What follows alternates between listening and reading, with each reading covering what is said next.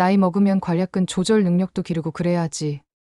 뭘 그런 거 가지고 사람 귀찮게 전화를 하고 그러세요?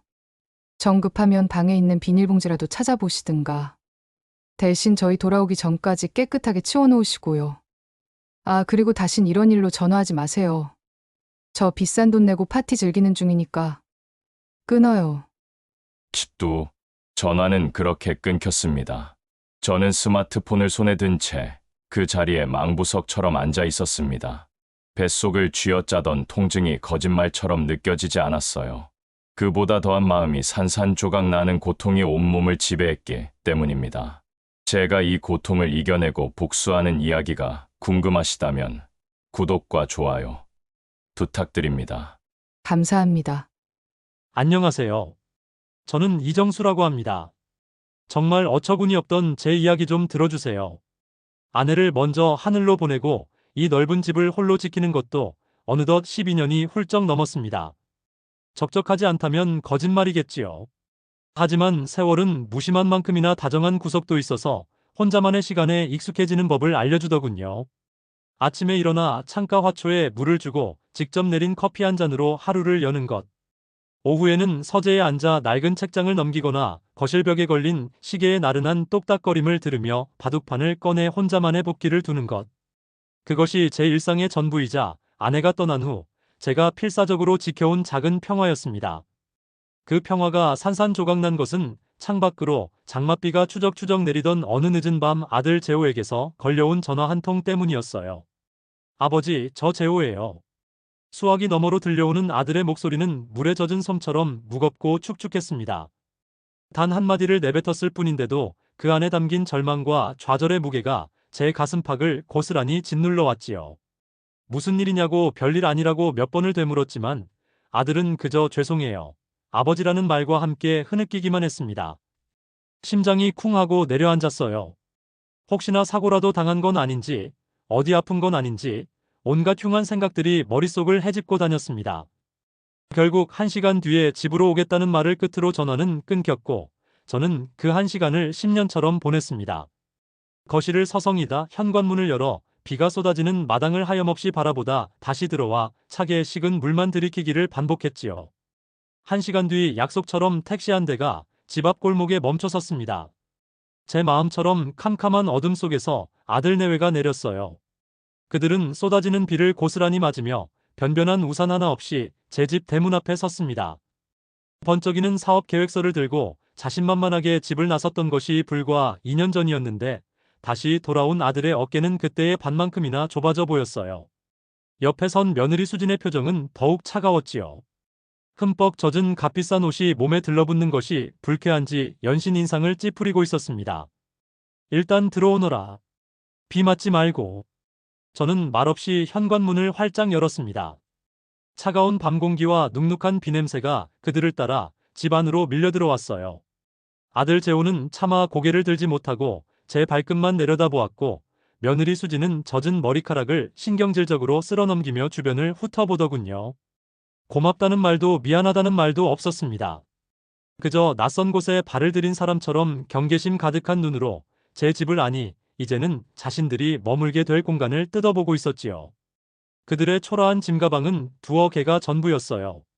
그 모습이 안쓰러워 따뜻한 물이라도 데워주려 주방으로 향하는 제 등 뒤로 며느리의 목소리가 비수처럼 날아와 꽂혔습니다.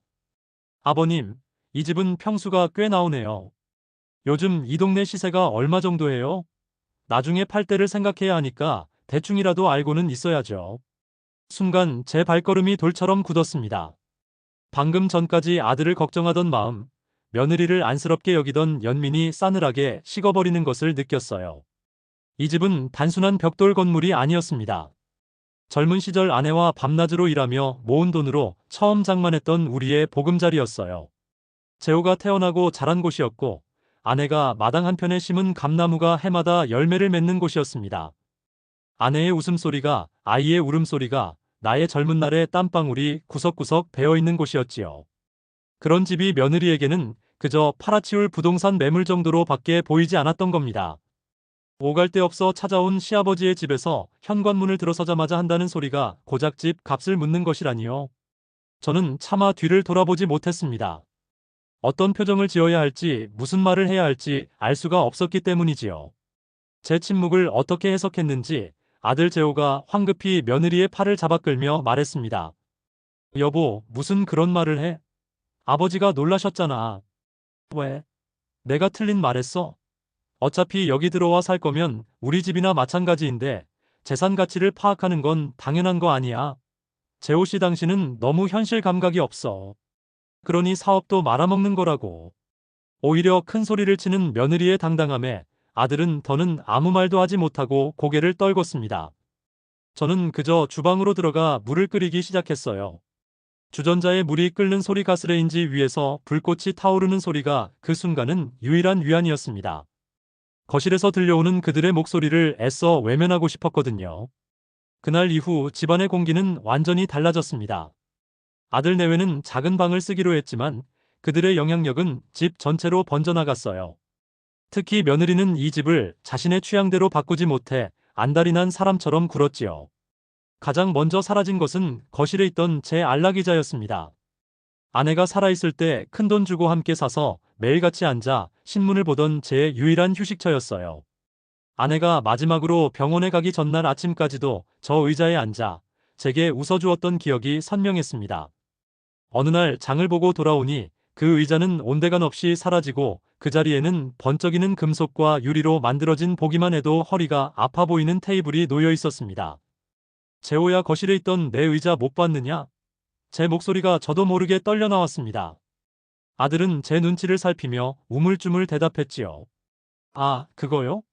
아버지, 수진이가 집안 분위기랑 너무 안 어울린다고 해서요. 창고에 넣어뒀어요. 대신 저기 멋진 테이블을 사다 놨잖아요. 훨씬 세련돼 보이지 않아요? 세련? 수진이가 그러는데 요즘은 이렇게 미니멀한 게 유행이래요. 낡은 가구는 집값만 떨어뜨린다고. 저는 아들의 말을 끝까지 들을 수가 없었습니다. 창고로 달려가 문을 열자 먼지 쌓인 구석에 제 의자가 아무렇게나 처박혀 있었습니다. 마치 낡고 쓸모없어져 버려진 저 자신을 보는 것만 같아 가슴이 미어졌어요. 세련됨이, 익숙함이 유행보다 추억이 소중하다는 것을 아들은 전혀 이해하지 못하는 듯 했습니다. 며느리는 거기서 그치지 않았습니다. 제가 아끼던 낡은 자개장은 촌스럽다는 이유로, 아내의 사진이 담긴 액자들은 집안을 어둡게 만든다는 이유로 하나둘씩 자취를 감추었지요. 그 빈자리는 정체 모를 추상화와 요란한 색깔의 쿠션, 그리고 머리가 아플 정도로 향이 진한 디퓨저들로 채워졌습니다. 집은 점점 제 집이 아닌 낯선 모델하우스처럼 변해갔습니다. 식사 시간은 고역 그 자체였습니다. 합가한 다음날 저는 오랜만에 실력을 발휘해 아들이 어린 적 좋아하던 갈비찜과 잡채를 만들었어요. 모처럼 북적이는 식탁을 기대하며 이른 아침부터 시장에 가 좋은 고기를 끊어오고 정성껏 상을 차렸지요. 하지만 며느리는 숟가락을 들 생각도 하지 않고 음식을 훑어보기만 하더군요. 아버님, 죄송하지만 전 이런 기름진 음식은 못 먹어요. 고기는 비건 인증받은 것만 먹고 양념도 너무 달고 짜서 제 입에는 좀. 그러면서 그녀는 보란듯이 스마트폰을 꺼내 배달 앱으로 샐러드와 샌드위치를 주문했습니다. 30분 뒤 배달 기사가 가져다준 플라스틱 용기를 식탁 위에 늘어놓고는 저와 아들은 아랑곳하지 않고 혼자만의 식사를 시작했지요.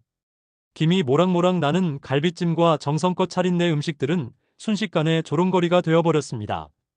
여보, 그래도 아버지께서 해주신 건데 맛이라도 좀 보지 그래. 아들이 내 눈치를 보며 힘겹게 말을 꺼냈지만 며느리는 콧방긋을 뀌었어요. 됐어. 난 내 몸에 맞지 않는 음식은 절대 입에 안 대는 거 알잖아. 재호 씨나 많이 먹어. 어릴 때 먹던 추억에 매혹되겠네. 그녀는 포크로 샐러드를 뒤적이며 빈정거렸습니다. 그날 이후로 우리 집 식탁에는 기묘한 규칙이 생겼어요. 저는 제 음식을, 며느리는 배달 음식을, 아들은 그 둘 사이에서 눈치를 보며 밥을 먹는 한 집에 살지만 결코 함께 식사하지 않는 이상한 동거. 그날 저녁 저는 홀로 주방에 서서 거의 그대로 남은 갈비찜을 통에 담았습니다. 음식을 버리는 것보다 더 서러운 것은 내 마음이, 내 정성이 버려졌다는 느낌이었어요. 저는 점점 제 집에서 유령 같은 존재가 되어갔습니다. 아들은 사업 실패의 충격에서 벗어나지 못한 채 무기력했고 며느리의 등살에 눌려 제 편을 들어주지 못했어요. 아니, 어쩌면 들어주지 않은 것일지도 모릅니다. 이 집의 실질적인 권력자가 누구인지를 아들은 본능적으로 알고 있었던 거겠지요. 그렇게 나의 성이었던 이 집은 소리 없는 침략자에게 야금야금 잠식당하고 있었습니다. 제 추억과 평화도 함께 말이지요. 집안의 공기가 차갑게 가라앉은 채로 며칠이 더 흘렀습니다. 저는 제 방과 서재를 오가며 가능한 한 거실에 나가지 않으려 애썼고, 며느리는 보란듯이 거실을 점령하고 자신의 세상을 구축해 나갔어요. 아들 재호는 그 어색한 경계선 위에서 위태로운 줄타기를 하고 있었지요. 제 앞에서는 죄인처럼 고개를 숙이다가도 며느리 앞에서는 그녀의 비위를 맞추기 위해 안절부절 못하는 모습이 참으로 안쓰럽고 또 한심했습니다. 그러던 어느 주말 저녁 평소와는 다른 일이 일어났어요. 배달 음식 용기가 아닌 제법 그럴듯한 그릇에 담긴 스테이크와 파스타가 식탁 위에 차려진 겁니다. 며느리가 직접 요리를 한 것이었지요. 아버님, 오늘은 제가 재호 씨랑 같이 마트에 가서 장을 좀 봐왔어요. 늘 얻어먹기만 하는 것도 죄송하고 해서요. 서양식이지만 입에 맞으실지 모르겠네요. 그녀는 제가 합가한 이후 처음으로 제게 상냥한 미소를 지어 보였습니다. 어색하기 짝이 없는 풍경이었지만 그래도 며느리가 마음을 고쳐먹으려나 하는 신락 같은 희망이 생기더군요. 아들 재호도 옆에서 거들었습니다. 아버지 수진이가 스테이크는 제법 잘 구워요. 오늘 무슨 날은 아니지만 그냥 저희가 아버지께 식사 한번 대접하고 싶어서요. 저는 멋쩍게 웃으며 자리에 앉았습니다. 와인까지 한 잔씩 따르며 제법 정중한 분위기가 연출되었어요. 며느리는 자신의 새로운 사업 구상에 대해 열정적으로 떠들기 시작했습니다. 온라인 쇼핑몰, 해외 직구, 인플루언서 마케팅 같은 제가 알아들을 수 없는 낯선 단어들이 그녀의 입에서 쉴 새 없이 쏟아져 나왔지요. 그래서 저희가 지금 구상하는 아이템이 대박만 터지면 정말 순식간에 일어설 수 있어요. 재호 씨의 기획력과 제 감각이 합쳐지면 못할 게 없거든요. 지금 딱 한 가지 아주 작은 것 하나만 해결되면 돼요. 분위기가 무르익었다고 판단했는지 며느리가 드디어 본론을 꺼내기 시작했습니다. 아들 재호가 그 말을 받아 비장한 표정으로 저를 바라보았어요. 아버지 드릴 말씀이 있습니다. 저는 조용히 포크를 내려놓았습니다. 올 것이 왔구나 싶었지요. 재호는 서류 가방에서 두툼한 파일을 하나 꺼내 제 앞에 펼쳐놓았습니다. 번지르한 표지에는 미래 성장 동력, 스마트 플랫폼 사업 계획서라는 거창한 제목이 적혀 있었어요. 아버지, 이게 제가 지난 몇 달간 밤을 새워가며 준비한 사업 계획서입니다. 시장 분석부터 향후 5년간의 예상 수익까지 모든 게 완벽해요. 정말 자신 있습니다.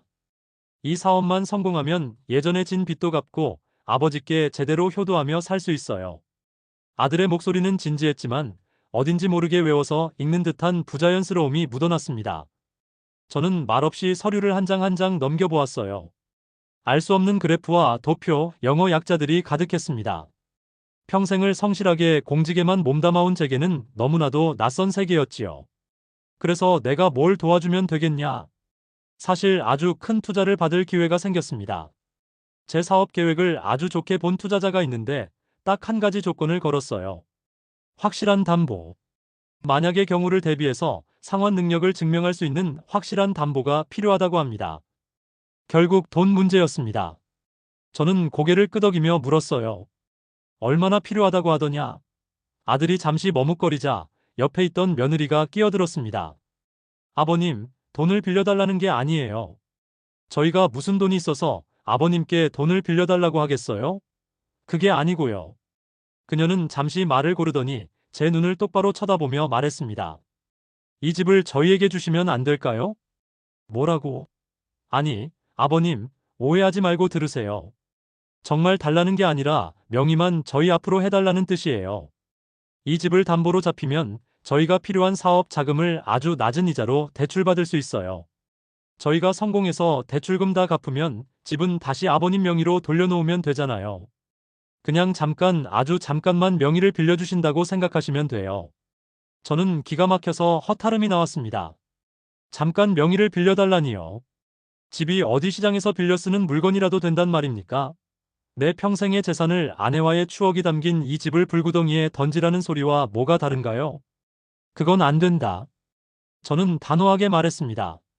다른 건 다 도와줘도 그건 안 될 말이다. 이 집은 나에게 그런 단순한 재산이 아니야. 그리고 사업이라는 게 어떻게 될지 알고 내 전부를 거기에 걸느냐.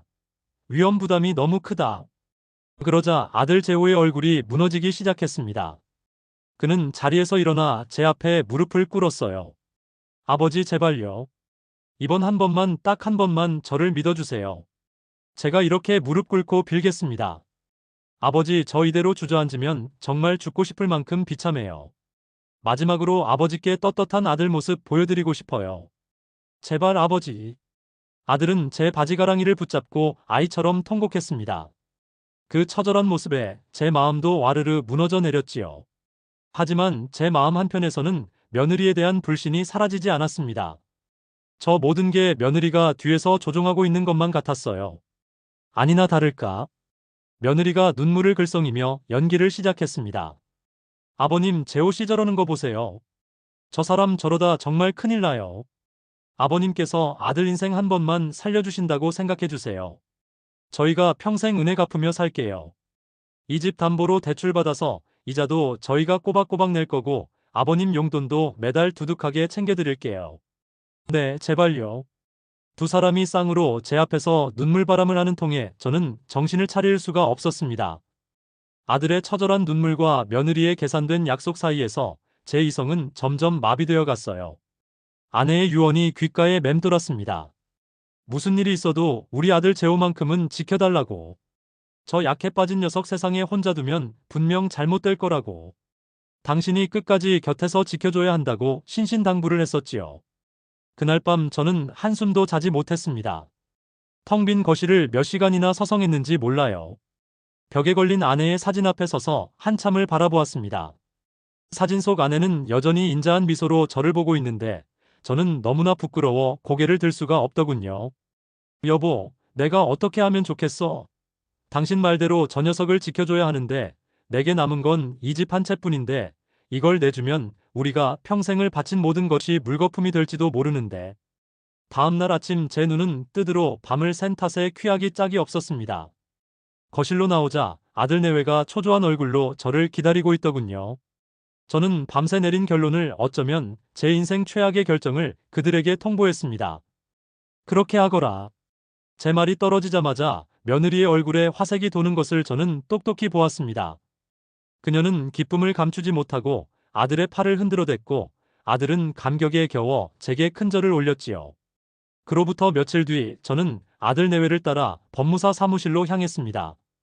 낯설고 차가운 공기가 감도는 사무실 안제 앞에는 두툼한 서류 뭉치가 놓여 있었어요. 증여계약서, 제 평생의 재산 목록 아들의 이름으로 넘어가는 문서였습니다. 법무사는 기계적인 목소리로 서류의 내용을 설명했지만 제 귀에는 아무것도 들어오지 않았습니다.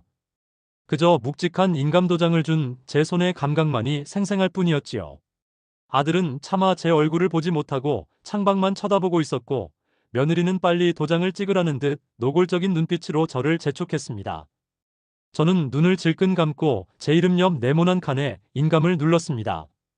쿵 도장이 종이에 닿는 그 짧은 순간 제 인생의 한 시대가 끝났다는 것을 직감했습니다. 등기권리증을 받아들고 환하게 웃는 며느리의 얼굴을 보며 저는 스스로 제 무덤을 팠다는 사실을 깨달아야 했습니다. 집의 명의가 아들에게로 완전히 넘어갔다는 등기 완료 문자를 받은 바로 다음날 아침이었습니다. 세상이 그리고 제 집이었던 이 공간의 모든 것이 변하기 시작했어요. 변화의 시작은 며느리의 호칭이었습니다. 어르신 아침 식사하세요. 저는 제 귀를 의심했습니다. 지난 몇 주간 제 밥은 쳐다보지도 않던 며느리가 처음으로 제게 차린 아침상이었어요.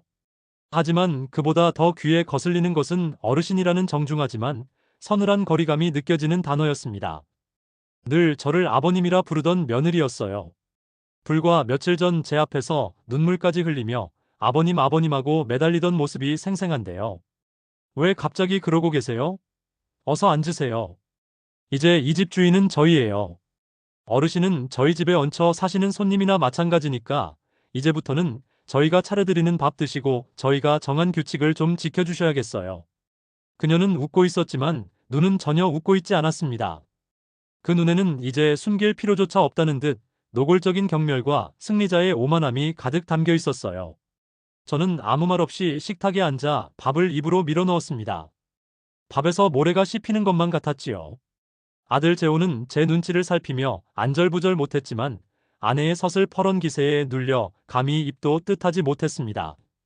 그날 아침 식사는 이 집의 주인이 누구이며 저의 신분이 무엇인지를 알리는 공식적인 선포식이나 다름없었습니다.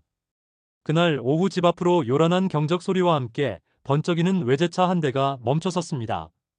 제가 평생 구경도 못 해본 날렵하고 새빨간 스포츠카였어요. 며느리가 환호성을 지르며 집 밖으로 뛰쳐나갔고 아들도 마지못해 그 뒤를 따랐습니다. 저는 창문 너머로 그 광경을 멍하니 바라보았어요. 며느리는 운전석에 앉아보기도 하고 차체를 쓰다듬으며 아이처럼 기뻐했습니다. 재호 씨 이거 봐. 너무 예쁘지 않아? 우리 첫 차는 이 정도로 시작해야지. 사업하는 사람이 위신이 있지. 어떻게 국산 중고차를 끌고 다녀? 여보, 그래도 이건 너무 비싸잖아. 사업 자금으로 써야 할 돈인데. 이것도 다 사업 투자야. 좋은 차를 타야 투자자들도 우리를 믿고 돈을 맡기는 거라고. 어르신은 이런 거 잘 모르시니까 우리가 알아서 할게. 대출금은 그렇게 사업이 아닌 며느리의 사치품으로 첫 발을 내디뎠습니다. 저는 기가 막혀서 거실로 나갔어요. 재호야, 저 차는 대체 어찌 된 것이냐? 내 사업 자금으로 쓴다는 돈이 아니었어. 제 목소리에는 저도 모르게 분노가 실려 있었습니다. 그러자 며느리가 팔짱을 끼고 저를 막아서더군요. 어르신, 이건 저희 돈으로 저희가 산 거예요. 어르신께서 상관하실 일이 아니라고 생각하는데요. 집 명의도 넘겨주셨으니 이제 저희 일에 사사건건 간섭하지 않으셨으면 좋겠어요. 그게 어르신께서 편안하게 여생을 보내는 길이기도 하고요. 여생. 그녀의 입에서 나온 그 단어가 제 심장을 후볐습니다. 마치 제 인생은 이제 다 끝났다는 듯. 너는 조용히 죽을 날이나 기다리라는 사형 선고처럼 들렸지요. 그날을 시작으로 집에는 하루가 멀다 하고 배달 트럭이 드나들었습니다. 거대한 최신형 텔레비전 수백만 원짜리 이탈리아제 소파. 이름도 모를 디자이너의 조명과 그림들.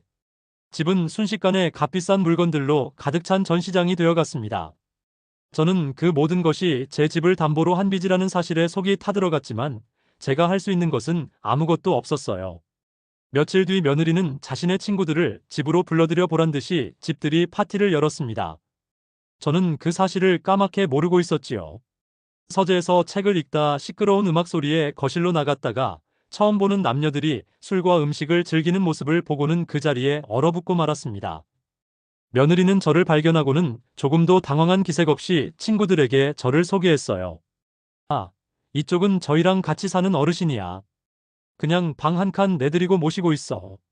아버님이 아닌 같이 사는 어르신 모시고 있다는 시혜적인 표현. 그녀의 친구들은 저를 위아래로 훑어보며 동정하는 듯한 혹은 경멸하는 듯한 미묘한 눈빛을 보냈습니다. 저는 얼굴이 화끈거려 아무 말도 못하고 그대로 제 방으로 도망치듯 들어왔어요. 문을 닫자 바깥의 요란한 웃음소리가 더욱 선명하게 들려왔습니다. 저는 침대에 걸터앉아 두 손에 얼굴을 묻었습니다. 제 집에서 저는 완벽한 이방인이자 구경거리가 되어버린 것이지요. 그날 이후로 제게는 하인으로서의 역할이 주어지기 시작했습니다. 며느리는 자신이 먹고 마신 커피잔과 그릇을 싱크대에 쌓아두고는 제가 치우기를 당연하게 기다렸어요. 제가 못 본 척하면 어르신 집이 이게 뭐예요? 지저분하잖아요. 손님도 아니고 같이 사는 사람이면 좀 치워야 하는 거 아니에요? 라며 타박을 주었지요. 그녀는 제게 장보기 목록을 적어주며 제 연금 카드를 달라고 요구하기도 했습니다. 어르신 연금 받으시잖아요. 그걸로 생활비하면 되겠네. 저희는 지금 사업이라 돈 들어갈 때가 많거든요. 저는 제 돈으로 그들의 생활비를 대고 그들이 어지른 집을 치우고 그들이 시키는 자질구레한 심부름을 하는 존재로 전락했습니다. 아들 재호는 그 모든 것을 지켜보면서도 수진이가 원래 깔끔해서 그래. 아버지 그냥 좋게 생각해요. 우리가 나중에 다 갚을게요라는 무책임한 말만 되풀이할 뿐이었어요. 그는 이미 며느리가 만들어 놓은 왕국의 가장 충실한 신하가 되어 있었습니다. 그리고 저는 그 왕국에서 가장 천대받는 늙은 하인이었지요. 며느리의 만행은 날이 갈수록 대담하고 노골적으로 변해갔습니다. 집안의 모든 공간을 자신의 것으로 만들고 저를 하인처럼 부리던 그녀가 이제는 제 마지막 남은 존엄성마저 짓밟으려 들기 시작했어요. 그 시작은 화장실이었습니다. 우리 집은 보통의 집처럼 거실에 가족들이 함께 쓰는 넓은 공용 화장실이 하나 있고 제가 쓰는 안방에 샤워부스가 딸린 작은 화장실이 하나 있었습니다. 원래는 제가 안방 화장실을 주로 썼지만 손님이 오거나 대청소를 할 때는 거실 화장실도 자유롭게 사용했지요. 그런데 어느 날 저녁 며느리가 저와 아들을 거실 소파에 앉혀놓고는 일방적인 통보를 시작했습니다. 이제부터 이 집의 규칙을 좀 정해야겠어요. 우선 화장실 문제부터요. 사생활이라는 게 있잖아요. 그녀는 마치 대단한 회의라도 주재하는 것처럼 진지한 표정을 짓고 있었어요. 아버님, 앞으로 거실 화장실은 저희 부부만 사용할게요. 손님도 오실 수 있고 하니 저희가 깨끗하고 향기롭게 관리해야 하거든요. 아버님께서는 안방에 딸린 화장실만 사용해 주셨으면 해요. 저는 어이가 없어서 말문이 막혔습니다. 내 집 화장실을 쓰는데 주인의 허락을 받아야 하는 것도 기가 막힐 노릇인데 이제는 아예 사용 금지 통보라니요. 아니 그게 무슨 소리냐? 내가 내 집에서 화장실도 마음대로 못 쓴다는 말이냐? 제가 따져 묻자 며느리는 기다렸다는 듯이 차갑게 쏘아붙였습니다. 어르신 자꾸 착각하시는데 이제 이 집은 어르신 집이 아니에요. 엄연히 저희 소유라고요. 저희 집에 머무시는 동안에는 저희가 정한 규칙을 따라주시는 게 예의 아닌가요? 정 불편하시면 나가셔서 따로 집을 얻으시면 되고요. 나가라는 말이 그녀의 입에서 처음으로 직접적으로 나왔습니다. 그 협박에 저는 더 이상 아무 말도 할 수가 없었어요. 아들은 옆에서 수진아 말이 너무 심하잖아라고 작게 웅얼거렸지만 며느리가 눈을 흘기자 금세 입을 다물어 버렸습니다. 그렇게 제게는 거실 화장실 출입 금지령이 내려졌어요. 며느리는 자신의 말을 증명이라도 하듯 다음 날부터 거실 화장실을 자신만의 성역으로 꾸미기 시작했습니다. 화장실 선반은 이름도 모를 비싼 브랜드의 목욕용품과 화장품들로 가득 찼고 욕조 주변에는 언제나 아로마 향초가 켜져 있었어요. 수건마저도 호텔에서나 볼 법한 두툼하고 새하얀 것으로 전부 바뀌었지요. 화장실 문을 살짝 열어보기만 해도 값비싼 향수 냄새와 눅눅한 습기가 훅 밀려와 저절로 뒷걸음질 치게 될 정도였습니다. 그녀는 그곳에서 하루에 2~3시간씩 목욕을 즐기며 시간을 보냈어요. 물을 틀어놓고 음악을 크게 들으며 노래를 부르는 소리가 제 방까지 들려올 때면 저는 제 집을 담보로 한 대출금이 저렇게 쓸데없는 물과 향수 거품으로 사라지고 있다는 생각에 분통이 터졌습니다. 그러던 어느 날 아침 제가 무심코 예전 습관대로 거실 화장실을 쓰려고 문고리를 잡는 순간 안에서 목욕을 하던 며느리가 비명을 지르며 뛰쳐나왔습니다. 어머나, 지금 뭐 하시는 거예요? 제가 여기는 저희만 쓰는 공간이라고 분명히 말씀드렸잖아요. 남의 사적인 공간을 함부로 엿보려고 하시는 거예요? 이거 성추행이나 다름없는 거 아세요? 가운만 걸친 채 물이 뚝뚝 떨어지는 모습으로 악을 쓰는 그녀의 모습에 저는 질려버렸습니다. 겨우 문고리 한번 잡았을 뿐인데 순식간에 저는 파렴치한 늙은이로 몰리고 만 것이지요. 수진아, 그만해. 아버지가 뭘 어쨌다고 그래? 아들이 놀라 달려와 며느리를 말렸지만 그녀의 분노는 잦아들지 않았습니다. 뭘 어쨌어? 지금 내 몸을 훔쳐보려고 했잖아. 이 집이 이제 안전하지가 않아. 당장 저 문에 자물쇠라도 달아야겠어. 그날 이후 저는 거실 화장실 쪽으로는 눈길조차 주지 않았습니다. 좁고 낡은 안방 화장실은 저의 신세를 대변하는 것만 같았어요. 약한 수압 때문에 샤워기 물줄기는 시원치 않았고 낡은 환풍기는 제 역할을 하지 못해 늘 습기가 차 있었지요. 그곳에 갇혀 지내면서 저는 제 삶이 점점 더 구석으로 몰리고 있다는 것을 실감했습니다. 화장실 문제에 이어 며느리는 이제 노골적으로 돈 문제를 걸고 넘어지기 시작했어요. 어르신, 이번 달 관리비가 이렇게나 많이 나왔어요. 특히 가스비랑 수도 요금이 장난 아니네요. 제가 목욕하는 물값도 있지만 어르신이 방에서 온열기 틀고 하시는 것도 무시 못하겠어요. 그녀는 관리비 고지서를 제 눈앞에 흔들며 말했습니다. 마치 모든 요금 폭탄의 원인이 저에게 있다는 듯한 말투였지요.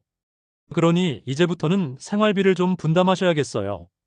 저희도 지금 사업 초기라 돈 들어갈 때가 많아서 힘들거든요. 어르신 매달 연금 받으시는 거 있잖아요. 저희한테 부담되는 관리비랑 어르신 식비 정도는 직접 해결하시는 게 맞다고 봐요. 기가 막혔습니다. 제 집을 담보로 빌린 돈으로 사치를 부리는 건 자신들이면서 그 유지비를 이제는 제 연금을 뜯어 해결하겠다는 선언이었으니까요. 내 연금은 내 노후를 위해 쓸 돈이다. 너희에게 줄 돈은 없어. 제가 단호하게 거절하자 며느리는 기다렸다는 듯이 비웃었습니다. 노후요.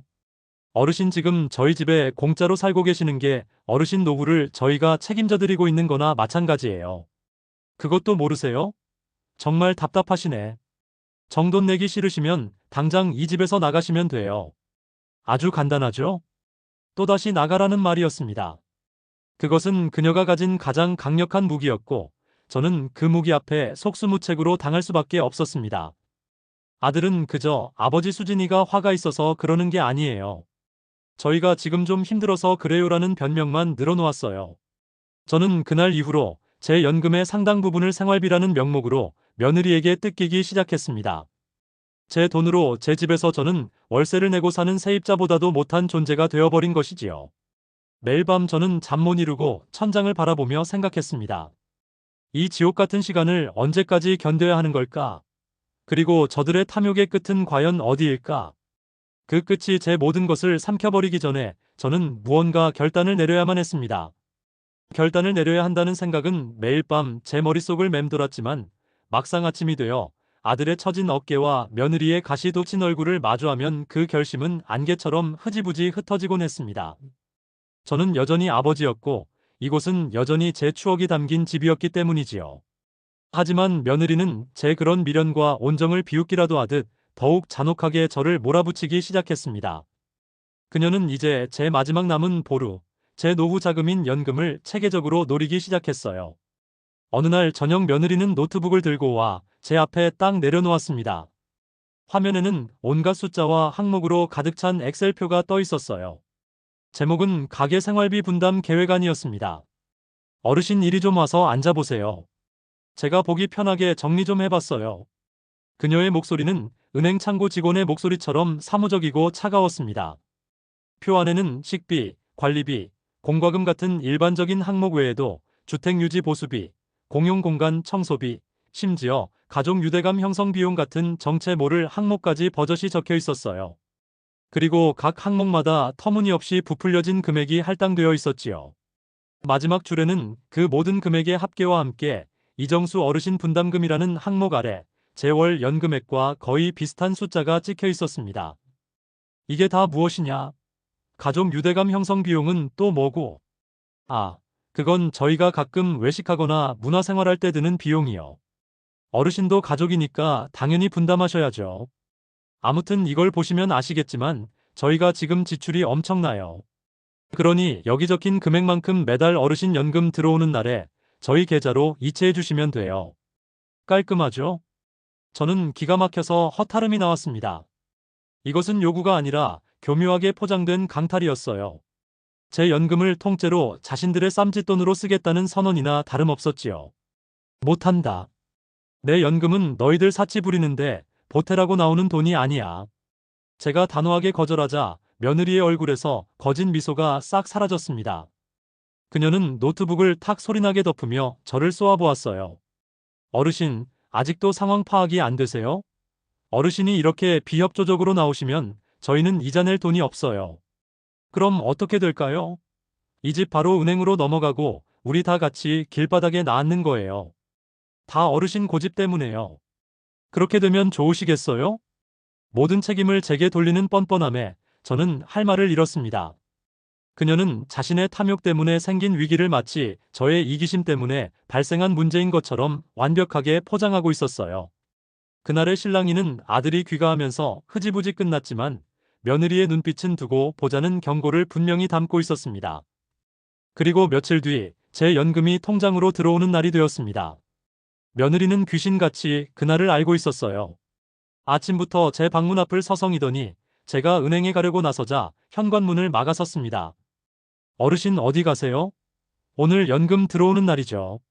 제가 말씀드린 생활비 오늘 바로 이체해 주셔야 해요. 벌써 이자 낼 날짜가 코앞이라고요. 비켜라.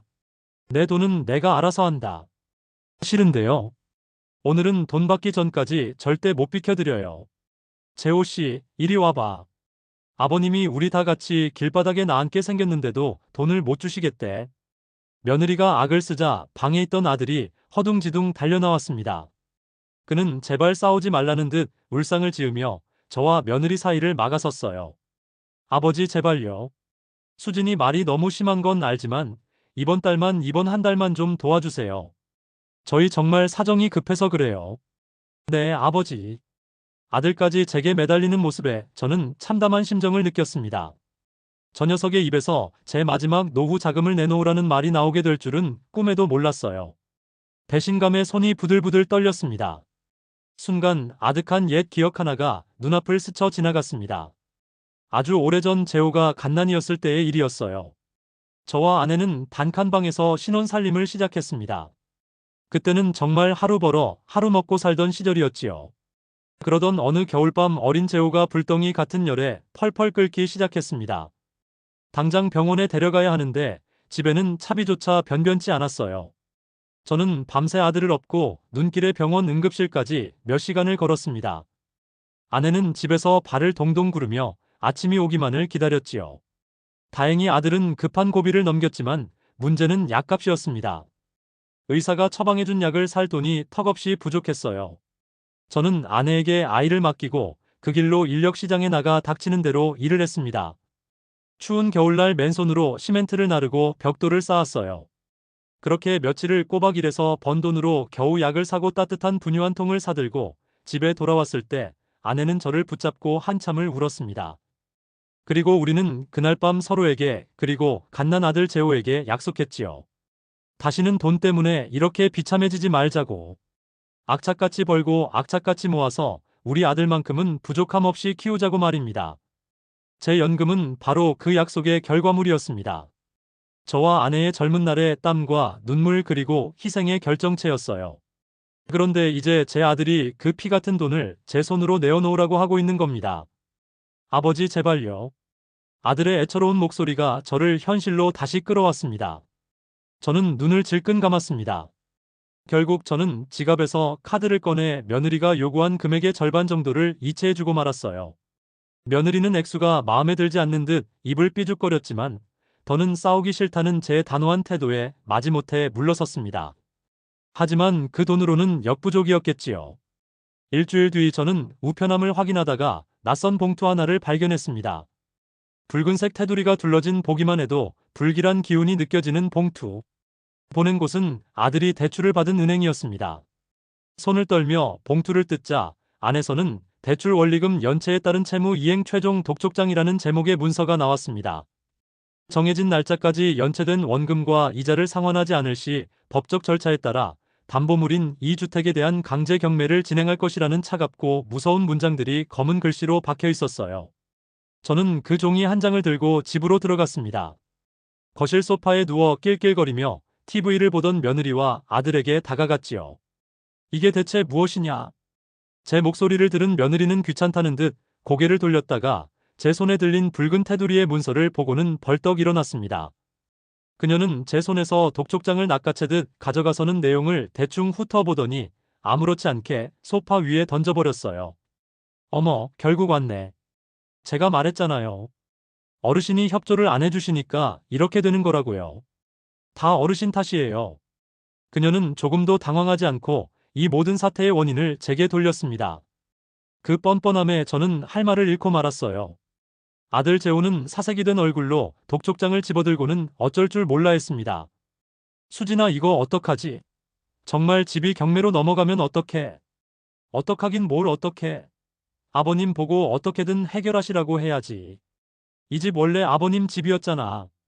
당신 아들이랑 며느리가 길바닥에 나앉게 생겼는데 설마 모른 척 하시겠어? 저는 그들의 대화를 들으며 깨달았습니다.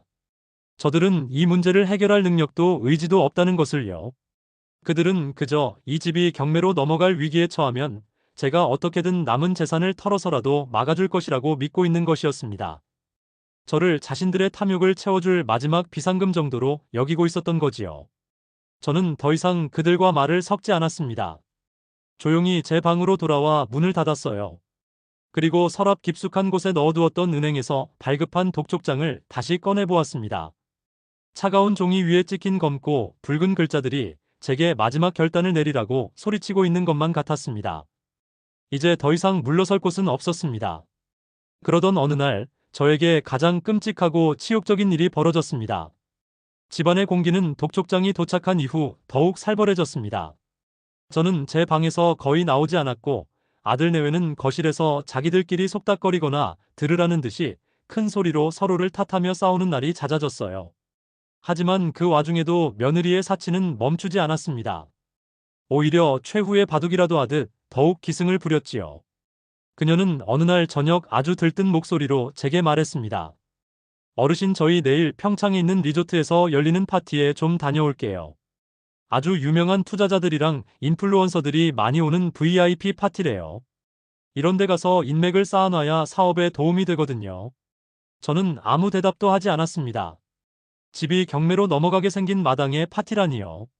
그녀는 제 침묵을 긍정으로 받아들였는지 신이 나서 스마트폰으로 리조트 사진을 보여주었습니다. 화려한 조명이 빛나는 야외 수영장, 고급스러운 인테리어의 객실 사진들이 연달아 화면을 채웠어요. 보세요. 너무 좋죠? 이런 데는 아무나 가는 곳이 아니에요. 저희가 이만큼 성공했다는 걸 보여줘야 사람들도 저희를 무시 못한다고요. 이건 노는 게 아니라 일하는 거예요. 1. 뻔뻔한 거짓말이었습니다. 그녀의 얼굴에는 사업을 위한 고뇌가 아니라 그저 하룻밤의 향락에 대한 기대감만이 가득했지요. 다음 날 아침 아들 내외는 한껏 멋을 부리고 집을 나섰습니다. 아들의 표정은 어두웠지만 며느리는 값비싼 새 옷을 차려입고 아주 만족스러운 표정을 짓고 있었어요. 그녀는 집을 나서기 전 제 방문 앞을 지나가며 언뜻 뒤를 돌아보았습니다. 그리고는 아주 기묘한 모든 것을 알고 있다는 듯한 미소를 제게 흘리고는 현관문 밖으로 사라졌지요. 저는 그 미소의 의미를 그때는 알지 못했습니다. 그저 불길한 예감에 등골이 서늘해질 뿐이었어요. 그들이 떠나자 집안에는 오랜만에 고요가 찾아왔습니다. 처음에는 그 고요가 평화롭게 느껴졌어요. 누구의 눈치도 볼 필요 없이 온전히 저만의 시간을 가질 수 있었으니까요. 저는 간단하게 점심을 챙겨 먹고 서재에 앉아 한동안 읽지 못했던 책을 꺼내 들었습니다. 하지만 평화는 길지 않았습니다. 오후 2시쯤 되었을까요? 갑자기 뱃속이 뒤틀리는 듯한 통증이 시작되었습니다. 처음에는 점심이 잘못되었나 가벼운 소화불량이겠거니 하고 넘기려 했어요. 하지만 시간이 지날수록 통증은 점점 더 심해졌습니다. 단순한 복통이 아니었어요. 창자를 쥐어짜는 듯한 식은땀이 비오듯 쏟아지는 극심한 고통이었습니다.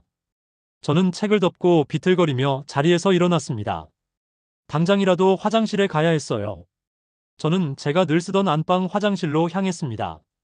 그런데 이상했습니다. 문고리를 잡고 돌렸지만 문이 꿈쩍도 하지 않는 것이었어요. 왜 이러지? 저는 다시 한번 힘을 주어 문고리를 돌리고 문을 밀어보았습니다.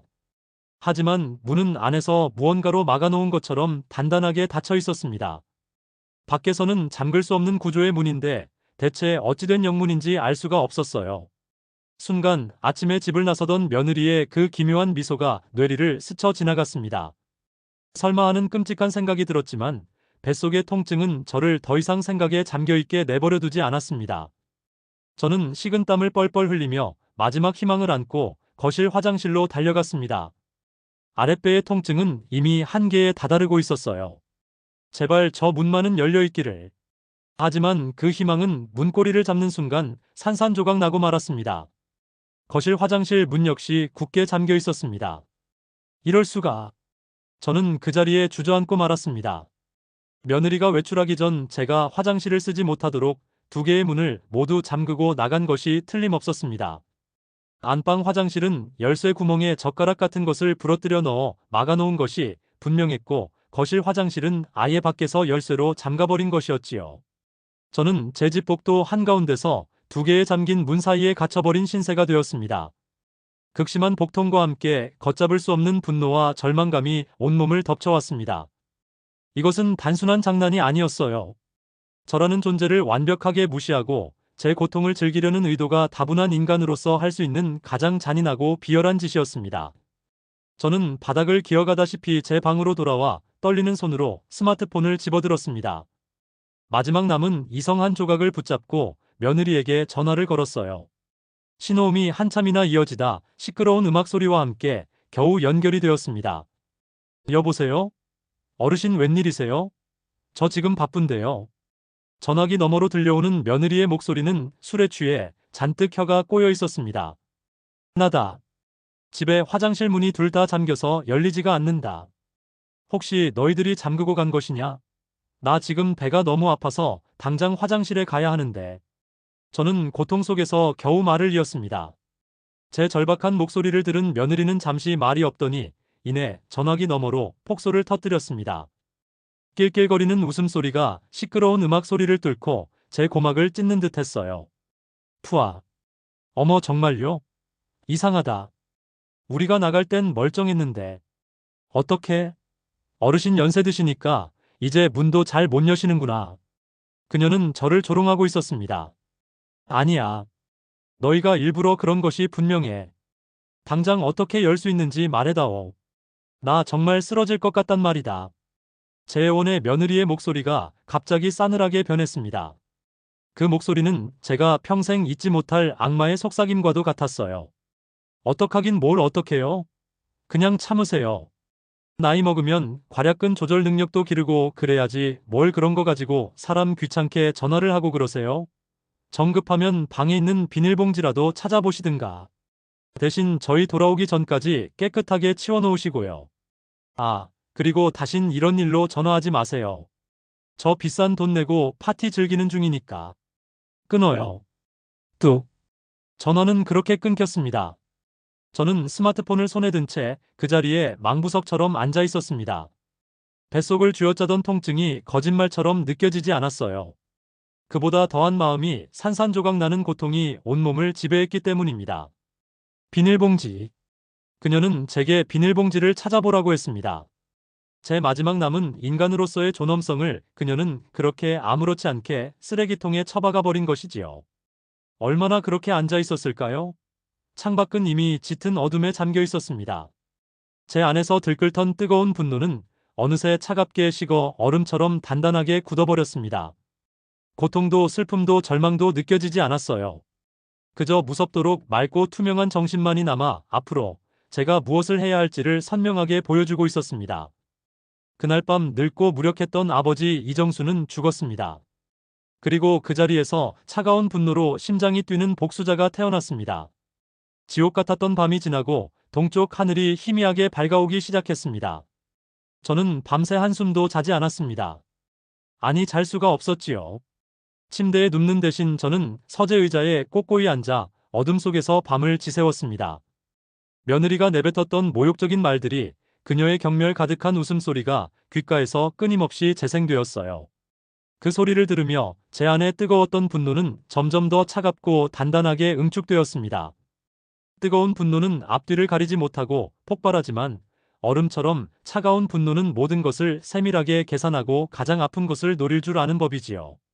어젯밤 저는 제 인생에서 가장 끔찍한 모욕을 겪었고 그 대가로 가장 명징한 목표를 얻었습니다.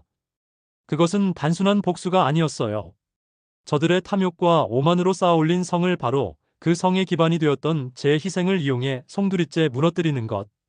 그것이 제가 해야 할 일이었습니다. 화장실 문제는 해가 뜨자마자 간단하게 해결했습니다. 며느리가 생각했던 것보다 저는 무력한 늙은이가 아니었으니까요. 관리사무소에 연락해 비상 열쇠를 받아 거실 화장실 문을 열었고 안방 화장실은 열쇠 구멍에 박힌 이물질을 공구로 빼냈습니다. 하지만 저는 그 사실을 아들 내외에게 알리지 않았어요. 그들이 돌아왔을 때 제가 여전히 곤경에 처해 있다고 믿게 만들어야 했습니다. 방심은 적을 무너뜨리는 가장 효과적인 무기이니까요. 날이 완전히 밝자 저는 며칠 만에 처음으로 외출 준비를 했습니다. 평소 입던 낡은 점퍼가 아닌 장롱 깊숙한 곳에 보관해 두었던 가장 좋은 양복을 꺼내 입었어요. 넥타이까지 반듯하게 매고 거울 앞에 서자 헬친 늙은이가 아니라 중요한 결전을 앞둔 사람의 얼굴이 보였습니다. 첫 번째 목적지는 동네의 은행이었어요. 은행 창구에 앉아 저는 제 명의로 된 모든 계좌의 잔액 증명서를 발급해달라고 요청했습니다. 잠시 후 은행 직원이 건네준 몇 장의 종이 위에는 제 인생의 숫자들이 찍혀 있었습니다. 평생을 공무원으로 일하며 받은 퇴직금, 꼬박꼬박 쌓여온 연금, 아내가 남긴 작은 주식과 보험금까지.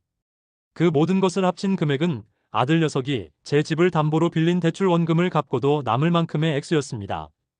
저는 그 숫자를 보며 쓴웃음을 지었습니다.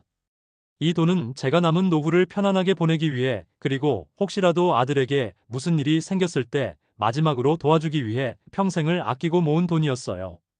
그런데 이제 이 돈은 제 아들과 며느리의 숨통을 끊어놓을 무기가 되어야만 했습니다. 저는 그 자리에서 모든 예금과 적금을 해지하고 연금 상품까지 중도 해약하여 모든 자금을 하나의 계좌로 모아달라고 요청했습니다. 약간의 손해는 감수해야 했지만 그런 것은 아무래도 좋았어요. 복수를 위한 실타는 단 한 발이면 충분했고, 그 한 발은 모든 것을 끝낼 만큼 강력해야만 했습니다. 은행 일을 마친 저는 집으로 돌아왔습니다. 아들 내외가 돌아오기 전까지 시간이 많지 않았어요. 저는 그들의 방으로 들어갔습니다. 명의가 넘어간 이후로는 한 번도 들어가지 않았던 이제는 적진이나 다름없는 곳이었지요. 방 안은 온통 그들의 탐욕의 증거들로 가득했습니다. 침대 위에는 명품 브랜드 로고가 박힌 쇼핑백들이 아무렇게나 널브러져 있었고, 화장대 위에는 수십만 원짜리 화장품들이 즐비했어요. 저는 제 낡은 스마트폰을 꺼내 그 모든 것을 하나하나 사진으로 찍기 시작했습니다. 침대 옆 서랍을 열자 외제차 계약서와 할부금 명세서, 파티에 갔던 리조트의 예약 확인증 같은 것들이 나왔습니다. 사업 투자라는 핑계 뒤에 숨겨진 완벽한 사기 행각의 증거들이었지요. 저는 그것들을 전부 사진으로 찍고 컴퓨터를 켜 며느리의 SNS에 접속했습니다. 그녀의 SNS는 그야말로 탐욕의 전시장이었어요. 해시태그 호캉스, 해시태그 VIP 파티, 해시태그 남편 찬스 같은 해시태그와 함께 값비싼 음식과 명품백, 외제차를 자랑하는 사진들이 가득했습니다. 저는 그 모든 페이지를 날짜가 보이도록 캡처하고 프린터로 인쇄했습니다. 수십 장의 증거 자료들이 쌓이자 제 마음은 오히려 차분해졌습니다. 이것들은 이제 단순한 사진이 아니라 법정에서 그들의 죄를 입증할 칼날이 될 터였습니다. 모든 증거를 서류 봉투에 담은 뒤 저는 낡은 수첩을 꺼내 먼지를 털었습니다. 그리고 수십 년 된 번호 하나를 찾아냈지요. 박진석 판사로 정년 퇴임한 저의 가장 오랜 친구였습니다. 저는 잠시 망설였습니다. 제 집안의 치부를, 제 자식의 실패를 드러내는 것이 너무나도 부끄러웠기 때문입니다. 하지만 이제 와서 체면을 차릴 때가 아니었지요. 저는 떨리는 손으로 전화번호를 눌렀습니다. 여보세요, 박 판사님, 나 이정수 일세. 오랜만에 듣는 친구의 목소리는 여전히 쟁쟁했습니다. 저는 그 목소리를 듣는 순간 저도 모르게 울컥하고 말았어요. 저는 지난 몇 달간 있었던 모든 일을 단 하나도 빼놓지 않고 친구에게 털어놓았습니다. 집에 명의를 넘겨준 일부터 며느리의 사치와 구박, 그리고 어젯밤 잠겼던 2개의 화장실 문과 모욕적인 전화 통화까지. 모든 이야기를 들은 친구는 한동안 말이 없었습니다. 수화기 너머로 그의 무거운 분노가 고스란히 전해져 왔어요. 이런 천하에 몹쓸 것들이 있나? 정수 자네 마음고생이 정말 심했겠구먼. 당장 만나세. 내가 자네 이야기를 듣고만 있을 수가 없네. 자네가 방금 말한 증거들 전부 가지고 내가 알려주는 곳으로 나오게. 우리가 만난 곳은 시내의 낡고 조용한 찻집이었습니다. 저는 친구 앞에 제가 모은 증거 자료들을 전부 펼쳐놓았어요. 친구는 안경을 고쳐 쓰고 서류들을 하나하나 꼼꼼하게 살펴보았습니다. 그의 표정은 점점 더 굳어갔지요. 모든 검토를 마친 그는 법이 허용하는 가장 강력하고 치명적인 복수의 방법을 알려주었습니다. 정수야, 자네가 할 일은 간단하네. 먼저 자네의 전 재산으로 아들 녀석의 은행 대출금을 전액 갚아버리게. 이것을 법률 용어로 대위변제라고 하네. 자네가 채무자를 대신해 빚을 갚고 은행이 가지고 있던 모든 권리, 즉 채권을 그대로 넘겨받는 걸세. 그렇게 되면 이제 채권자는 은행이 아니라 바로 자네 이정수가 되는 거야. 친구의 설명은 명쾌했습니다. 그 다음이 중요하네. 자네는 이제 합법적인 채권자로서 채무자인 아들과 며느리에게 채무 불이행을 근거로 법적 조치를 취할 수 있네. 자네가 모은 이 증거들은 그들이 대출금을 사업 목적이 아닌 사치와 향락에 썼다는 완벽한 증거가 될 걸세. 이것은 명백한 계약 위반이야. 그러니 자네는 담보물인 그 집을 즉시 경매에 넘길 수 있고, 동시에 그들의 모든 재산, 즉 자동차, 예금, 저 명품 나부랭이들까지 전부 압류해서 빚을 받아낼 수 있네. 법의 이름으로 그들이 가진 모든 것을 빼앗아오는 걸세. 친구의 말을 듣는 동안 제 머릿속은 복잡했던 안개가 걷히고 길이 보이는 것처럼 화해졌습니다.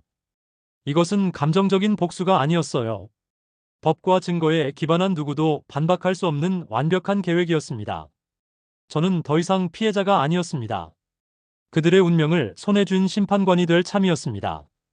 돌아서며 저는 며칠 뒤 파티에서 돌아와 아무것도 모른 채 웃고 있을 며느리의 얼굴을 떠올렸습니다. 그리고 그 얼굴 위에 드리워질 짙은 절망의 그림자를 상상했지요. 저는 그날 제 인생에서 가장 쓰디쓴 차를 마셨지만 그 어떤 때보다도 정신이 맑았습니다. 이제 사냥을 시작할 시간이었습니다. 결전의 날 아들 내외가 돌아오기로 한 날의 아침은 유난히 고요하고 맑았습니다. 밤새 몰려왔던 먹구름은 흔적도 없이 사라지고 새벽에 씻긴 하늘은 깔끔할 정도로 투명했어요. 저는 밤새 한숨도 자지 않았습니다. 잠을 이룰 수가 없었지요. 침대에 눕는 대신 저는 서재 의자에 꼿꼿이 앉아 10년 만에 처음으로 아내의 낡은 앨범을 꺼내보았습니다. 앨범의 첫 장을 넘기자 흑백 사진 속에서 수줍게 웃고 있는 저와 아내의 젊은 날이 나타났어요. 이 집을 처음 계약하고 텅 빈 마당에서 감나무 묘목을 함께 심던 날의 사진이었습니다. 흙투성이가 된 채로도 마냥 행복하게 웃고 있는 아내의 얼굴 위로 제 눈물이 툭 하고 떨어졌습니다. 여보, 기억나오? 우리가 이 집을 얼마나 아끼고 사랑했는지. 우리의 성이자 우리 아들의 우주였던 이 집을 내가 오늘 되찾으려 하오.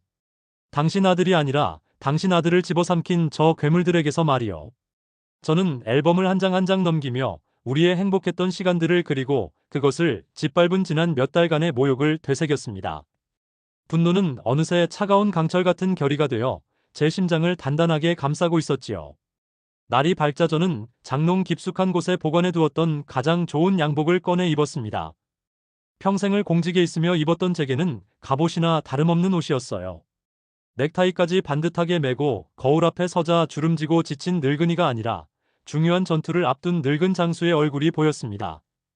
아침 식사는 일부러 거르고 따뜻한 차 한 잔으로 속을 데웠습니다. 식탁에 앉아 창밖을 바라보자 며느리가 제멋대로 심어놓은 정체모를 허브 화분들이 보였어요. 저는 차잔을 내려놓고 마당으로 나갔습니다. 그리고 며느리의 화분들을 모조리 뽑아 한쪽에 쌓아두었어요. 그 자리에 다시 제 채송화와 봉선화를 옮겨 심었습니다. 제 집을, 제 정원을 되찾는 작은 의식이었지요. 흙을 만지고 나니 요동치던 마음이 차분하게 가라앉는 것 같았습니다.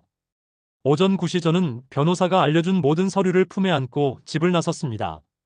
첫 번째 목적지는 약속대로 은행이었어요. 버스를 타고 시내로 나가는 동안 창밖으로 무심하게 흘러가는 풍경들을 바라보았습니다. 저마다의 삶을 살아가는 사람들 속에서 저는 지금 아들이 스스로 판 무덤의 뚜껑을 덮어주러 가는 참이었습니다. 은행에 도착하자 그 거대하고 차가운 건물의 위압감이 저를 짓눌렀어요. 하지만 저는 조금도 위축되지 않았습니다. 대기표를 뽑고 잠시 기다리는 동안 저는 주변을 둘러보았습니다. 그 평범한 일상 속에서 저는 지금부터 가장 비범하고 잔인한 일을 하려는 참이었습니다. 거래 액수가 워낙 컸기 때문에 저는 곧 안쪽에 있는 프라이빗 상담실로 안내되었습니다. 젊고 유능해 보이는 지점장이 제 앞에 앉아 용건을 물었어요.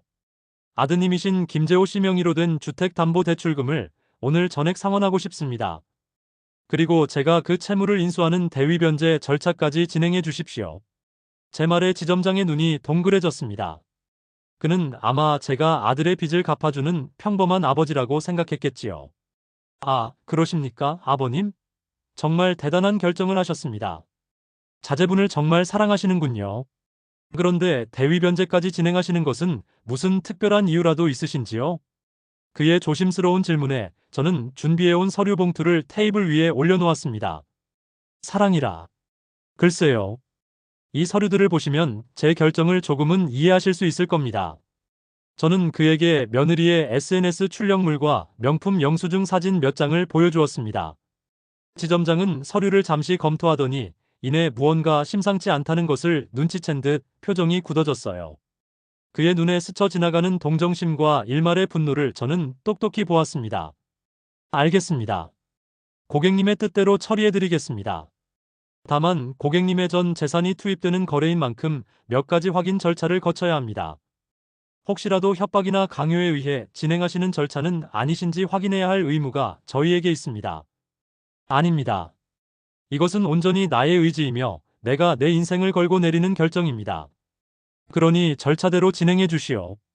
제 단호한 목소리에 지점장은 더 이상 묻지 않았습니다.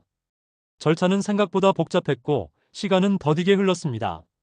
제 모든 계좌를 해지하고 그 돈을 하나의 가상 계좌로 모으는 데만 1시간이 넘게 걸렸어요.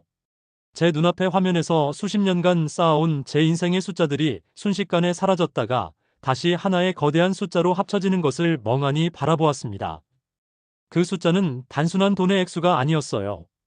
젊은 시절 아내와 함께 고생했던 밤들, 재호를 키우며 기뻐했던 순간들, 아내를 떠나보내고 홀로 견뎌온 시간들, 그 모든 세월의 무게가 저 숫자 안에 담겨 있었습니다. 그리고 마침내 그 거대한 숫자가 아들 김재호의 대출 계좌로 송금되는 순간 제 잔고에는 0이라는 숫자만 남았습니다. 모든 것을 걸었어요. 정말로 모든 것을요. 지점장은 마지막으로 제게 물었습니다. 이정수 고객님, 채권자 지위를 이전받는 서류입니다. 여기에 서명하시면 이제 은행이 아닌 고객님께서 김재호 씨의 유일한 채권자가 되십니다. 정말 진행하시겠습니까? 한번 서명하시면 되돌릴 수 없습니다. 저는 말없이 펜을 들어 제 이름을 적었습니다. 제 필체는 조금의 떨림도 없었어요. 은행을 나서는 제 발걸음은 이상할 정도로 가벼웠습니다. 모든 것을 잃었지만 동시에 모든 것을 되찾을 힘을 얻었기 때문이지요. 두 번째 목적지는 친구가 소개해준 법무법인 사무실이었습니다. 변호사는 이미 제 친구 박 판사에게 모든 이야기를 전해들었다며 저를 기다리고 있었어요. 사무실은 낡은 종이와 가죽 냄새 그리고 수십 년 된 법전들이 뿜어내는 권위적인 공기로 가득했습니다. 저는 그에게 은행에서 발급받은 대위변제 확인서와 제가 모은 증거 자료들을 넘겼습니다. 변호사는 증거들을 하나하나 확인하며 혀를 내둘렀어요. 어르신 정말 대단하십니다. 이 정도 증거라면 100% 승소입니다. 채무자가 대출금을 명백히 목적 외로 유용한 증거가 차고 넘칩니다. 즉시 채무 불이행을 근거로 법원에 담보물 강제 경매 및 유체동산 압류 신청을 접수하겠습니다. 오늘 오후에 바로 집행이 가능하도록 조치를 취해두겠습니다. 변호사는 그 자리에서 바로 법원에 제출할 서류들을 작성하기 시작했습니다. 채권자, 채무자, 강제 집행, 명도소송.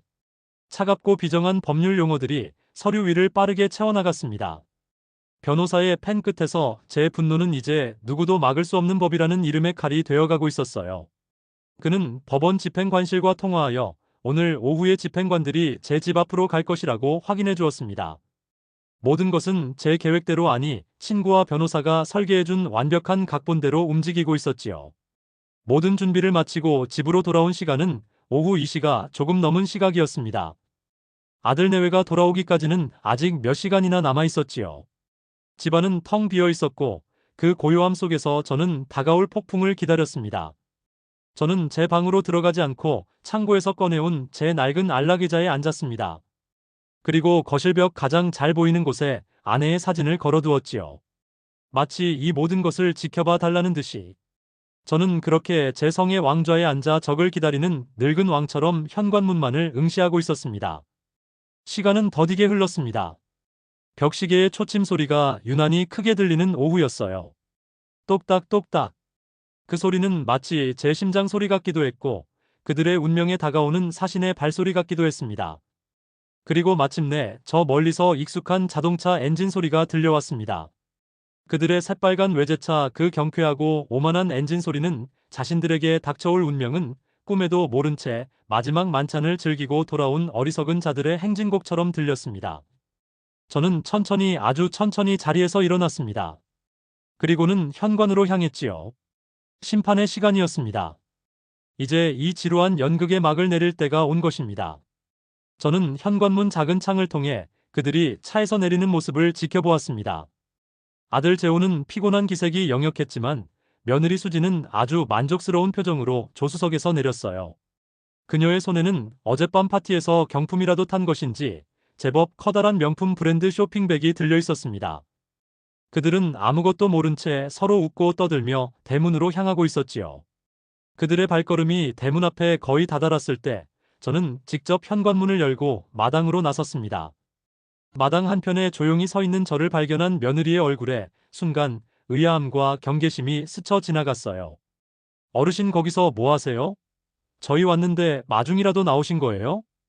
그녀는 빈정거리는 듯한 말투로 말하며 대수롭지 않게 대문을 열려 했습니다.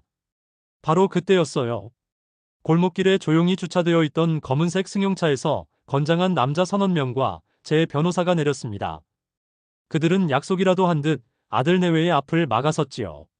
김재호 씨, 이수진 씨 맞으십니까? 변호사의 차가운 목소리에 며느리는 잔뜩 인상을 찌푸리며 대답했습니다. 누구신데 초면에 남의 이름을 함부로 부르세요? 용건이 뭐예요? 어디서 온 잡상인들이야?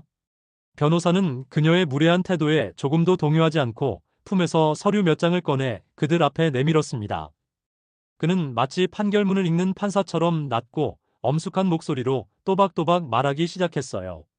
법원에서 나온 집행명령서입니다. 채권자 이정수님의 신청에 따라 채무자 김재호 이수진 씨의 모든 자산에 대한 압류 및 강제 집행을 시작합니다. 뭐라고요? 채권자 이정수. 며느리는 도저히 믿을 수 없다는 듯 변호사와 저를 번갈아 쳐다보았습니다. 그녀의 눈이 가늘어지며 천천히 상황을 파악하기 시작했어요. 그녀의 뇌가 이 끔찍한 현실을 받아들이기 위해 필사적으로 움직이는 것이 보였습니다. 아들 재호는 이미 얼굴이 새하얗게 질려 그 자리에 못 박힌 듯 서 있었습니다. 아니, 이게 다 무슨 소리예요? 말도 안 돼. 이 집은 우리 집이고 저 차도 우리 차라고요. 당신들 뭔데 남의 재산에 손을 대려 하는 거예요? 며느리가 악을 쓰며 서류를 빼앗아 찢어버리려 하자 옆에 있던 집행관이 그녀의 팔을 단단히 붙잡았습니다. 공무집행방해입니다. 얌전히 협조해 주시죠. 이 모든 것은 합법적인 법원의 명령에 따른 집행입니다. 바로 그때 골목길 저편에서 대기하고 있던 대형 견인차와 이삿짐 트럭이 굉음을 내며 다가왔습니다. 그 거대한 기계들의 등장은 사형수 앞에 나타난 망나니의 모습과도 같았어요. 견인차는 조금의 망설임도 없이 그들의 빨간 외제차 앞에 멈춰서더니 육중한 고리를 차에 걸기 시작했습니다. 드르륵 쾅 하는 쇠소리와 함께 차가 들려 올라가는 것을 보자 며느리가 비명을 질렀습니다. 안 돼. 내 차에 손 떼지 마. 이거 얼마짜리인 줄 알아? 내리란 말이야. 그녀는 완전히 이성을 잃고 발악하기 시작했습니다. 그녀는 집행관의 손을 뿌리치고 견인차 기사에게 달려들려 했지만 다른 집행관들에게 가로막히고 말았지요. 그 사이 집행관들은 대문과 현관문에 선명하고 끔찍한 붉은색 압류 딱지를 붙이기 시작했습니다. 그리고 이삿짐 센터 직원들은 집 안으로 들어가 그들이 사들인 값비싼 가구와 가전제품들을 밖으로 실어 나르기 시작했습니다. 저는 그 모든 과정을 마당 한가운데에 선체로 묵묵히 지켜보았습니다. 수백만 원짜리 소파가 들려나오고 아직 비닐 뜯지 않은 대형 텔레비전이 실려나갔습니다. 며느리가 애지중지하던 명품 가방과 옷들 구두들이 커다란 상자에 담겨 아무렇게나 트럭에 던져졌어요. 그 모든 물건들 위에도 예외 없이 빨간 딱지가 붙었습니다. 그 딱지는 마치 그들의 탐욕에 내려진 주홍 글씨처럼 보였지요. 며느리는 그 광경을 보며 울부짖었습니다. 그녀의 분노는 곧 제게로 향했지요. 이 영감탱이가 미쳤나? 어떻게 자식한테 이럴 수가 있어? 당신이 이러고도 사람이야? 당신이 아버지야? 이 늙은 여우 같은 인간. 내 돈, 내 가방 다 물어내. 내가 당신 가만 안 둘 거야. 온갖 쌍욕과 저주가 제게로 쏟아졌습니다. 하지만 저는 아무런 표정도 짓지 않고 그저 무표정하게 그녀를 내려다볼 뿐이었어요. 저의 침묵이 그녀를 더욱 미치게 만드는 것 같았습니다. 그녀는 제게 달려들어 할퀴기라도 할 기세였지만 그 순간 옆에서 망연자실하게 서 있던 아들 재호가 그녀를 붙잡았습니다. 그만해 수진아. 제발 그만해. 아들은 더 이상 소리를 지르지도 저항하지도 않았어요. 그저 무릎을 꿇고 땅바닥에 떨어진 압류서류 조각들을 주워 모으고 있었지요. 그의 얼굴은 이제 화가 나서 회색빛이었습니다. 그는 모든 것을 깨달은 것이지요. 이 모든 것이 합법적인 절차이며 자신들은 이제 아무것도 가진 것이 없는 빈털터리가 되었다는 사실을요.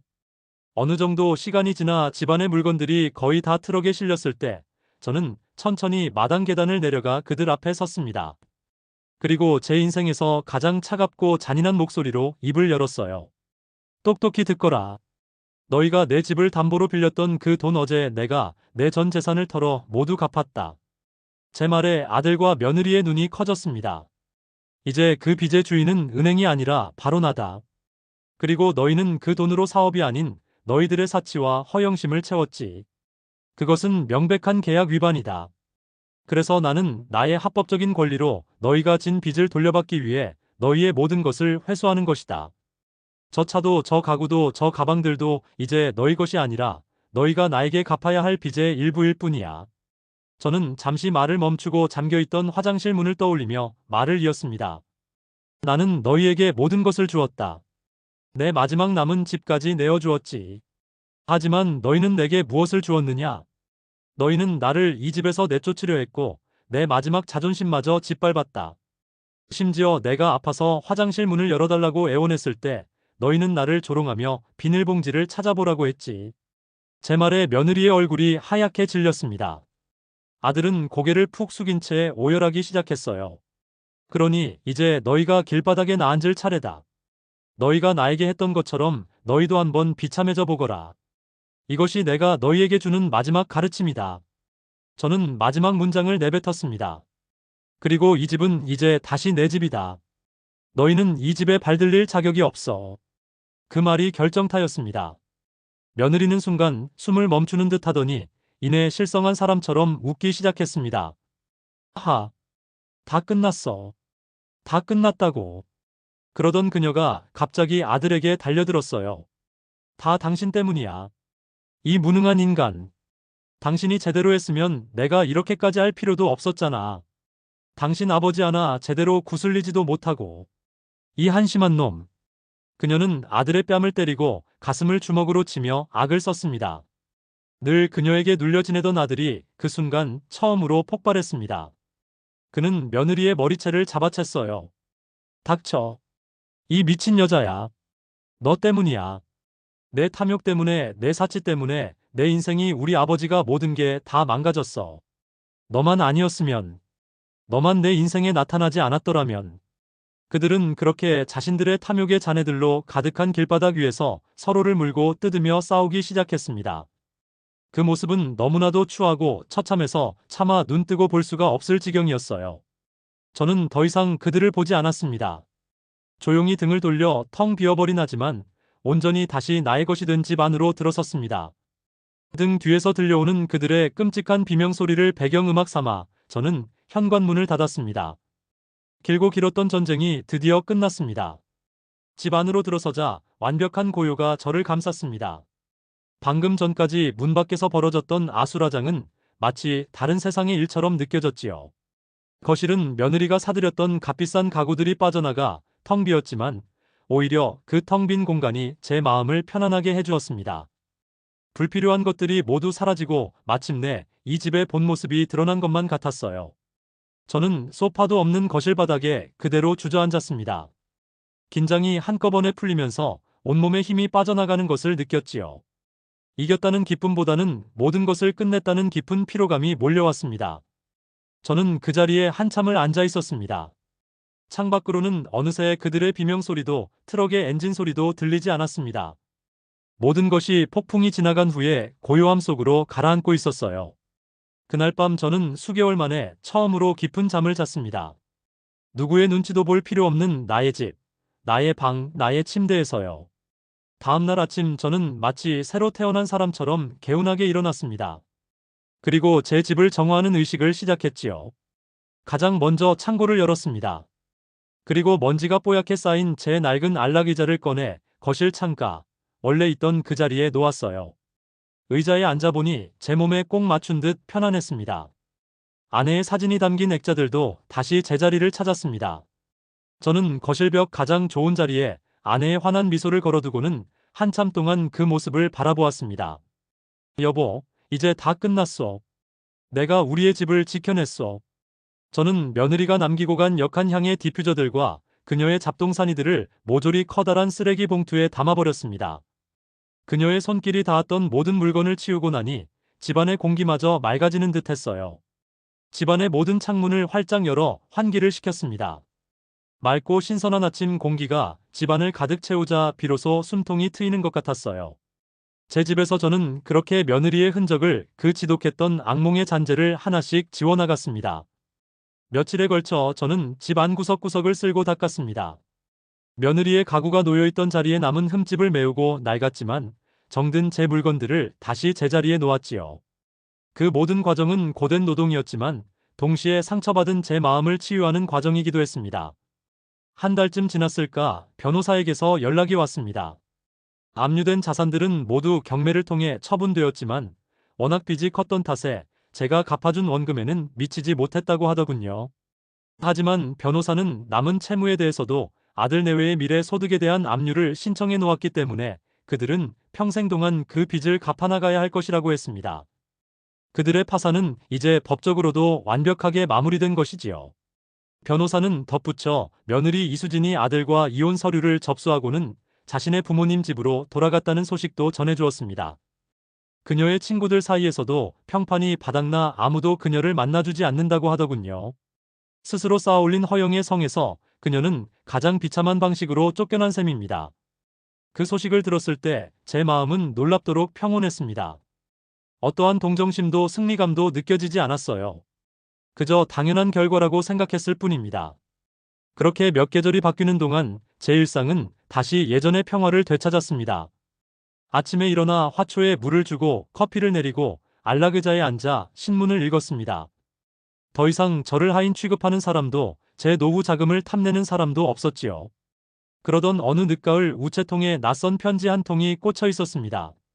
소인이 찍힌 곳은 강원도의 어느 작은 탄광 마을이었어요. 아들 재호에게서 온 편지였습니다. 저는 서재에 앉아 조심스럽게 편지를 열었습니다. 삐뚤한 글씨로 녀석의 참회와 반성이 구구절절 적혀 있었어요. 편지는 아주 길었습니다. 아버지, 저 재호입니다. 이 편지를 보실지 모르겠습니다. 저는 지금 강원도의 한 작은 공사 현장에서 일하며 지내고 있습니다. 매일 새벽 먼지를 마시며 무거운 쇠 파이프를 나르고 땀으로 온몸이 젖어서야 하루를 마감합니다. 태어나서 처음으로 제 힘으로 돈을 벌고 있습니다. 몸은 힘들지만 이상하게도 마음은 지난 몇 년보다 훨씬 편안합니다. 아버지께서 겪으셨을 고통과 모멸감을 생각하면 저는 평생을 이곳에서 속죄하며 살아도 부족하다는 것을 압니다. 저는 아버지로서 그리고 한 인간으로서 아버님께 용서받지 못할 죄를 지었습니다. 아내의 탐욕을 막지 못했고 오히려 그에 동조하여 아버지를 기만했습니다. 아버지의 마지막 남은 존엄을 짓밟는 것을 방관했습니다. 저는 아들로서도 인간으로서도 실패한 놈입니다. 그날 길바닥에 나앉아 모든 것을 잃고 나서야 제가 무엇을 잃어버렸는지를 깨달았습니다. 제가 잃은 것은 집이나 돈이 아니라 아버지의 믿음과 사랑 그리고 제 자신의 양심이었습니다. 아버지 죄송하다는 말로는 부족하다는 것을 압니다. 용서를 구하지 않겠습니다. 그럴 자격이 제게는 없습니다. 그저 아버지가 제게 주신 이 무서운 가르침을 평생 잊지 않고 제 힘으로 땀 흘려 일하며 아버지께 진 빚을 갚으며 살겠습니다. 언젠가 아주 먼 훗날 제가 아버지께 진 빚을 모두 갚고 조금이라도 떳떳한 인간이 되었을 때 그때 멀리서나마 아버지의 얼굴을 한 번만이라도 뵐 수 있었으면 좋겠습니다. 부디 건강하십시오. 편지에는 돈을 보내달라는 말도 다시 받아달라는 애원도 없었습니다. 그저 서툴지만 진심이 담긴 사과만이 담겨 있었지요. 저는 편지를 다 읽고 저도 모르게 눈물을 한 방울 흘렸습니다. 어리석었던 제 아들이 이제야 비로소 진짜 어른이 되어가는 것 같았습니다. 저는 편지에 답장을 쓰기 시작했습니다. 제 마음속에 있던 모든 응어리와 슬픔 그리고 아들에 대한 연민을 쏟아냈습니다. 하지만 편지를 다 쓰고 나서 저는 그것을 조용히 접어 불에 태웠습니다. 아직은 때가 아니었습니다. 그 녀석에게는 아직 더 많은 고독과 성찰의 시간이 필요할 테니까요. 제 침묵이 그에게는 가장 좋은 답장이 될 것이라 믿었습니다. 이제 저는 완벽한 혼자입니다. 하지만 더 이상 외롭지는 않아요. 저는 제 집을 제 인생의 주도권을 되찾았으니까요. 가끔 동네 친구들이 찾아와 바둑을 둘 때면 제 이야기를 듣고는 모두들 통쾌하다며 답답했던 속이 뻥 뚫리는 기분이라고 말합니다. 하지만 저는 그들에게 웃으며 말하곤 하지요. 이것은 통쾌한 복수극이 아니었다고. 그저 자신의 존엄을 지키고 잘못된 길을 간 자식에게 세상의 무서움을 가르쳐준 한 늙은 아버지의 너무나도 아프고 외로운 싸움이었을 뿐이라고 말입니다. 오늘도 저는 거실 창가 제 안락의자에 앉아 있습니다. 마당에는 제가 다시 심은 채송화가 예쁘게 피어 있고 벽에서는 시계가 규칙적으로 울리고 있습니다. 모든 것이 제자리로 돌아왔습니다. 저는 따뜻한 커피 한 잔을 마시며 창밖의 평화로운 풍경을 바라봅니다. 이 고요하고 단단한 평화. 이것을 지키기 위해 저는 제 모든 것을 걸었고 마침내 승리했습니다. 그 승리의 맛은 오랜 갈증 끝에 내리는 단비보다도 더 달콤하고 동시에 더없이 씁쓸합니다. 하지만 후회는 없습니다. 제가 선택한 길이었고 그 길의 끝에서 저는 마침내 진짜 제 집의 주인이 되었으니까요. 여러분도 기억하십시오. 아무리 가족이라도 여러분의 존엄을 짓밟을 권리는 없습니다. 때로는 가장 잔인한 사랑이 가장 큰 가르침이 될 수 있습니다. 오늘의 사연은 여기서 마치겠습니다. 구독과 좋아요 잊지 마세요.